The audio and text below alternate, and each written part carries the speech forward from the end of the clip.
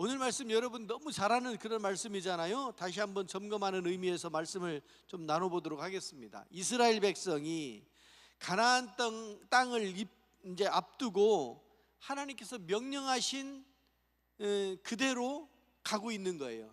지금 가데스 바네아에서 있었던 사건인데 여기까지 오는데 얼마큼 걸렸냐면 1년 반 걸렸어요. 18개월 걸렸어요. 그러니까 출애굽해가지고 시나이 반도 쭉 올라와서 시내산까지 왔다가 거기서 바로 북쪽으로 쭉 올라가면 가데스 바네아예요. 그리고 거기 지나면 가나안 땅이라고요. 신나지요. 다 왔어요. 2년도 안 돼가지고 다 왔어요. 근데 이제 거기 들어가기 전에 이제 준비를 해야 되잖아요. 무슨 준비? 거기가 어떠한 땅인지, 그리고 12지파가 같이 간 거니까 땅은 어떻게 나눌 건지 이런 것들을 조사를 해야 되잖아요. 그래가지고 각 지파별로 한 명씩 공평하게 뽑아가지고 그들을 보냈어요. 자, 선발된 이 12명은 각 지파에서 한 명씩 뽑혀진 이 12명은 어떤 사람이었을 것 같아요? 자, 여러분 실질적으로 이렇게 한번 해봅시다. 여러분 속회에서 한 명 뽑아가지고 정탐꾼으로 보낸다고 생각하고 한 명 빨리 선출하세요. 누구를 보낼까? 네? 속회에서 빨리 한 명 뽑아봐.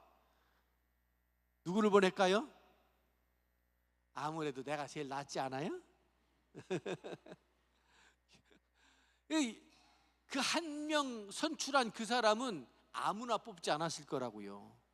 그 중에 안목이 있는 사람, 뭘 딱 보면 저 현상이 어떤지, 저 땅은 어떤지, 여기서 소출되는 것들은 어떤 건지, 그 동네 사는 사람은 어떤지, 이런 것들에 대한 안목이 있는 사람을 보낼 거 아니에요. 그냥 아무나가 아니고 그 중에 제일 그런 쪽에 가장 달란트가 많은 사람을 한 사람씩 뽑아서 보냈을 거예요. 그런데 갔다가 왔어요. 가서 다 둘러보고 그리고 왔어요. 왔는데 이게 처음에 보낼 때는 아주 괜찮은 사람들을 보냈는데 와서 보니까 둘로 딱 나눠졌어요. 두 패로 딱 나눠진 거예요. 10명하고 2명하고. 그런데 하는 얘기를 가만히 들어보니까 너무 달라요. 너무 달라. 여러분, 우리가 같은 교회를 다녀도 하는 말을 들어보면 그 사람이 어떤 믿음을 가지고 있는, 어떤 형태의 신앙생활을 하는지 딱 보인단 말이에요. 두 사람 같은 그런 신앙생활을 하는 사람이 있는가 하면 10사람 같은 이 사람들 다 가나안 이스라엘 사람들이라니까요. 다 시내산 경험하고, 다 광야 만나도 먹어보고, 메추라기도 먹고, 반석에 물도 다 이런 거 경험하고 온 사람들이라고요. 그러니까 믿음이 없다고 말할 수는 없을 거예요. 알만한 거 다 알고 경험할 만한 거 다 경험한 그 사람들이 갔다가 와서 하는 말을 들어보니까 영 차이가 너무 많이 나는 거예요. 자, 우리가 믿음의 길을 걸을 때 지금 오랫동안 교회 다니면서, 오랫동안 교회 안 다니신 분도 계시지만 다니면서 이런 일도 겪어보고 저런 일도 겪어보고, 기도했다가 기도 응답도 받아보고, 하나님이 나를 얼마나 사랑하고 아끼시는지도 다 보고 배우고 경험하고, 그렇게 하고 여기까지 왔잖아요. 그러면 지금부터는 어떻게 할 거예요? 자, 저를 보시고 대답하세요. 지금부터는 어떻게 신앙생활을 할 거예요? 돌뿌리에 또 걸려서 넘어질 거예요? 안 그럴 거예요? 또 누가 무슨 말 하는 얘기 듣고서 시험 들 거예요? 안 그럴 거예요? 살다가 여기저기 막 아프고 그래가지고 나는 왜 그런지 몰라 그러고 또 막 그냥 낙심하고 그럴 거예요? 안 그래야지. 안 그럴 거지요? 안 그러실 거지요? 그런데 아멘 했다고 되느냐고. 이스라엘 사람들이요 지금 경험한 게 많다니까요. 하나님 경험하고 체험한 것들이 많고, 그리고 지금 가데스 바네아에서 출발할 때는 막 사기가 충천해서 갔는데, 가서 보고 왔는데 뭘 봤느냐면 여러분, 이게 굉장히 중요한 말씀입니다. 똑같이 봤어요. 똑같이 그 땅을 보고, 그 성을 보고, 그곳에 사는 사람들을 보고, 그곳에 심겨진 농산물을 보고 똑같이 봤어요. 그런데 그것만 볼 건지, 그 현상만 볼 건지, 그 현상 너머에 계시는 하나님을 볼 건지, 여러분은 어디까지 볼 거예요? 여러분의 삶의 정황에 그 너머에 계신 하나님도 보고 발견하실 수 있기를 바랍니다. 세상을 보면, 사회적인 현상을 보면 낙심돼요. 아유, 어떻게 이럴 수가 있지? 그런데 그 너머에 계신 하나님은 어떤 하나님이냐면, 그런 상황을 능히 뛰어넘을 수 있도록, 이겨낼 수 있도록 인도하시는 분인 줄로 믿습니다. 갈렙이 그러잖아요. 여호수아하고 갈렙이, 하나님이 함께 하시면 그 땅은 우리 것이다, 그들은 우리의 밥이다, 이런 이야기를 해요. 여러분, 오늘 말씀을 이렇게 보면요, 믿음이라고 하는 것이 뭐냐면, 믿음은 현실을 이기는 눈입니다. 현실을 이기는 눈을 갖는 것이 믿음입니다. 자, 여러분에게 믿음이 있습니까? 현실을 이기는 눈을 가지고 있는 믿음이 있습니까? 믿음을 갖고 싶은데 현실의 파도가 너무 커가지고, 베드로가 그랬잖아요. 막 그 갈릴리 바다 호수를 막 걸어갔잖아요. 믿음의 길을 걷는 거예요. 얼마나 신나겠어요. 바다를 걸어가고 있으니, 빠지지 않고 걸어가고 있으니 얼마나 신나겠어요. 그런데 그렇게 가다 뭘 봐요? 풍랑이 인 것을 보는 거예요. 세상을 보게 되는 거예요. 그거 보는 순간 겁이 덜컥 나가지고 물속으로 꼬르륵 들어가게 되는 거예요. 이게 사람이고, 이것이 신앙생활인 것 같아요. 현실이라고 하는 파도, 현실이라고 하는 이 거인 앞에서 어떻게 이 믿음을 붙들고 갈 것이냐. 여러분, 현실은 항상 그런 겁니다. 악한 것들이 우리를 자꾸 넘어뜨리려고 합니다.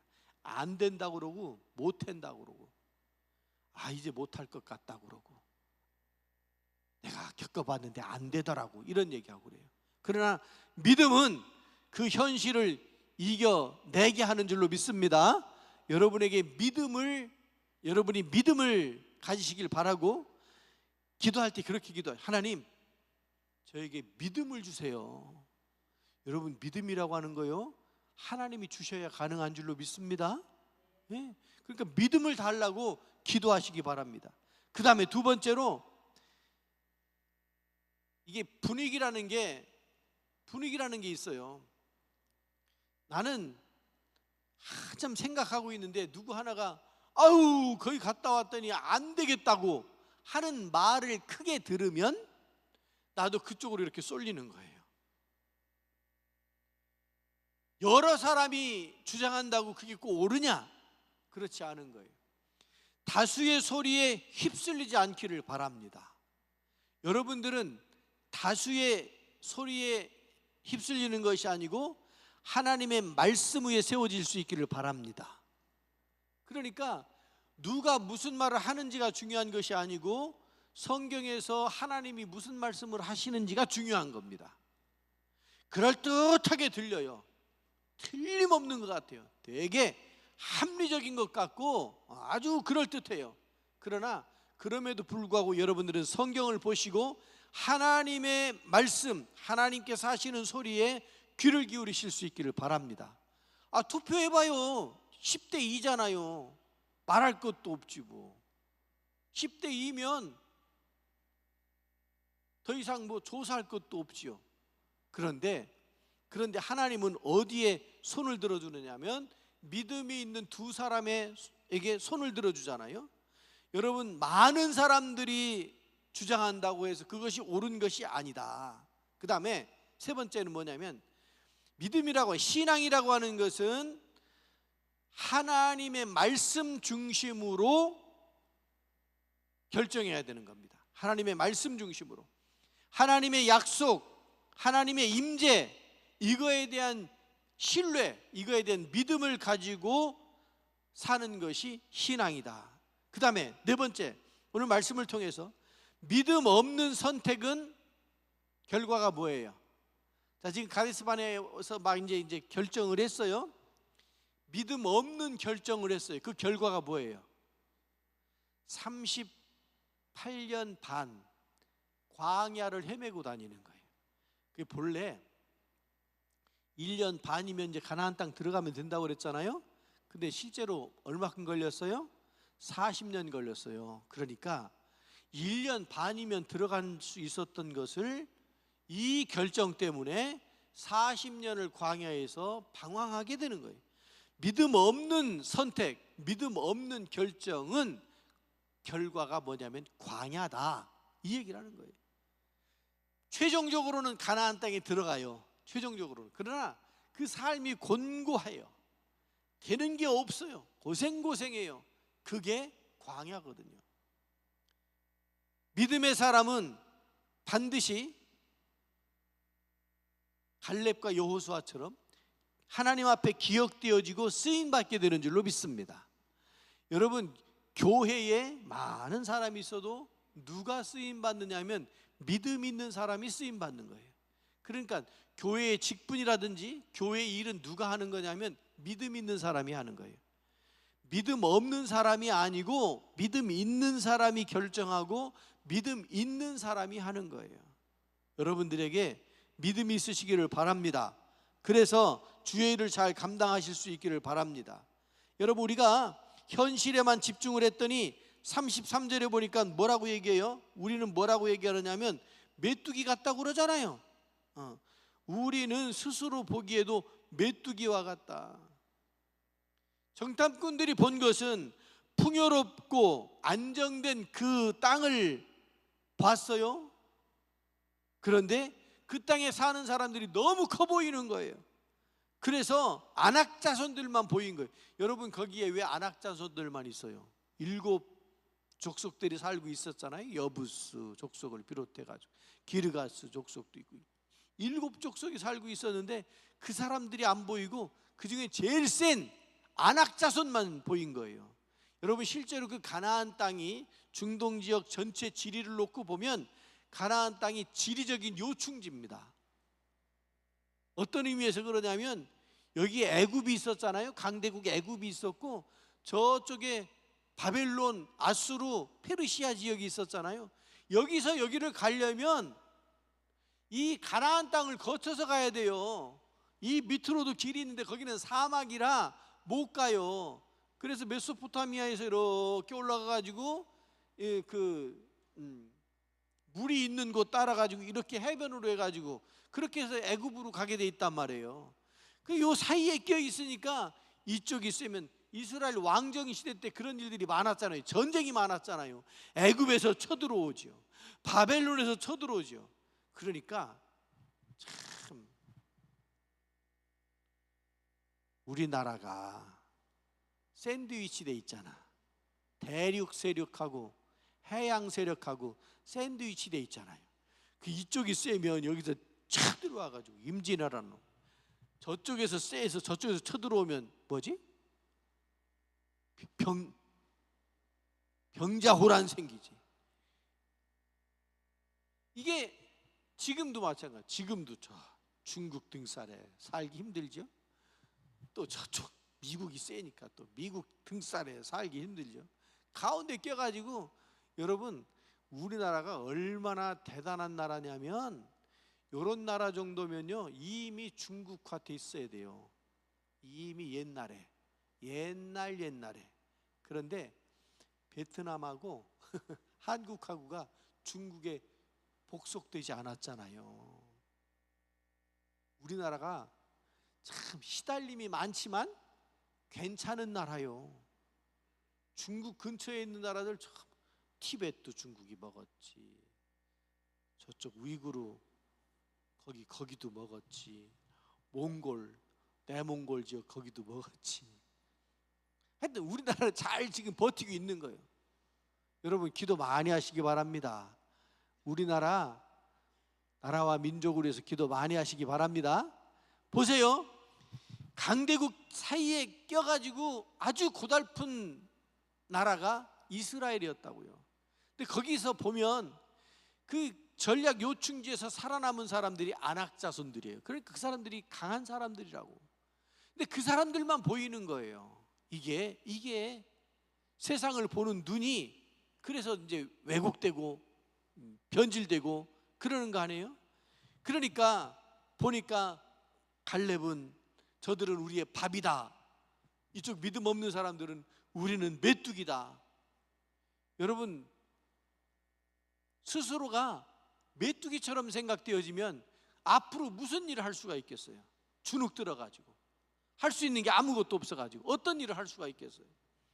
여러분, 우리가 하나님의 도우심으로 능력 있는 삶을 살아가야 할 줄로 믿습니다.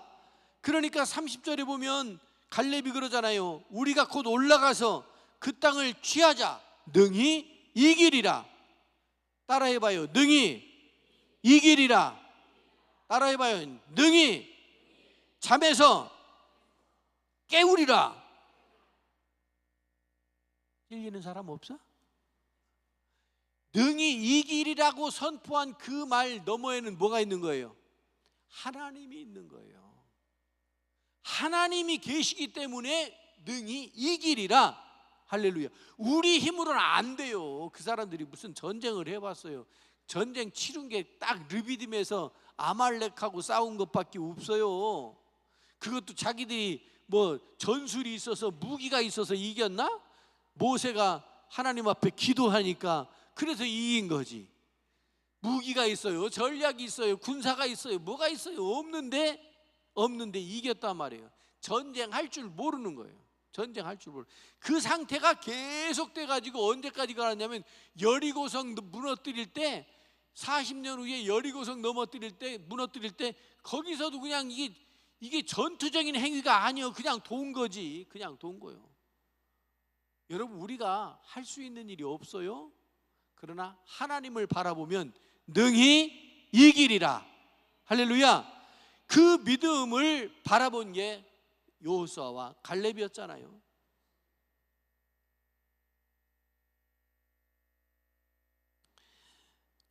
현실을 보지 않고 하나님을 바라보시는 여러분들이 되시기 바랍니다.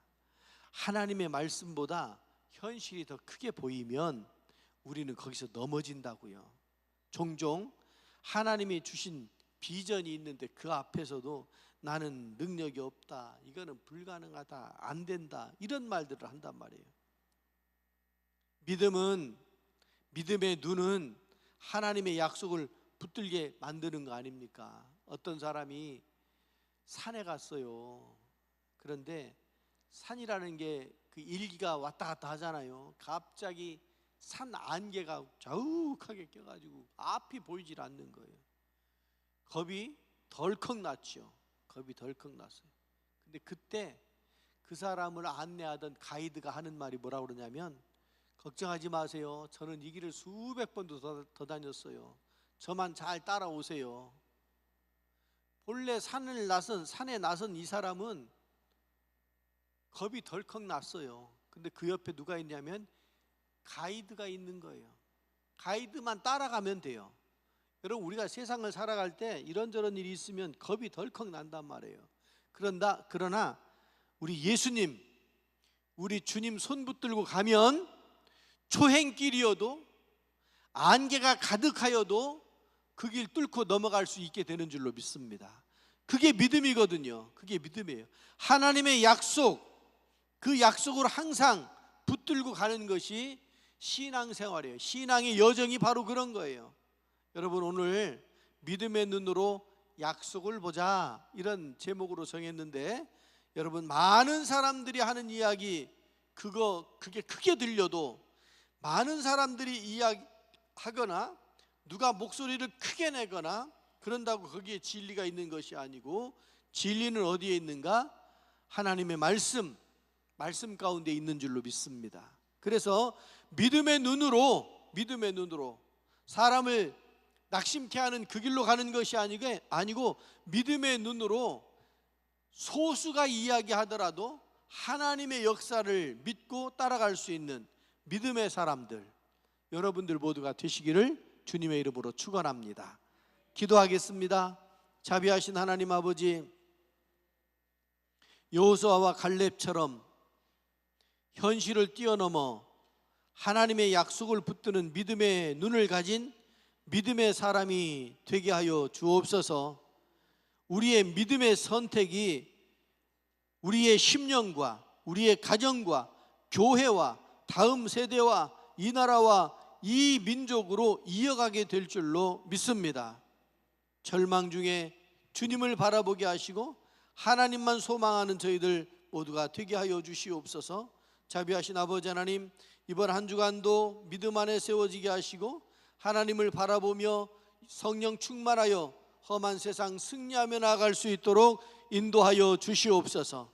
아무리 세상이 크게 보여도 주님을 바라보며 주님을 따라 나서는 저희들 되게 하여 주시옵시고, 주님의 도우심으로 큰 산도 무너뜨릴 수 있는 우리의 앞길에 갈림길, 앞길에 방해되는 모든 요소들을 믿음으로 물리쳐 나갈 수 있도록 인도하여 주시옵소서. 승리하는 삶이 되게 하여 주시옵소서.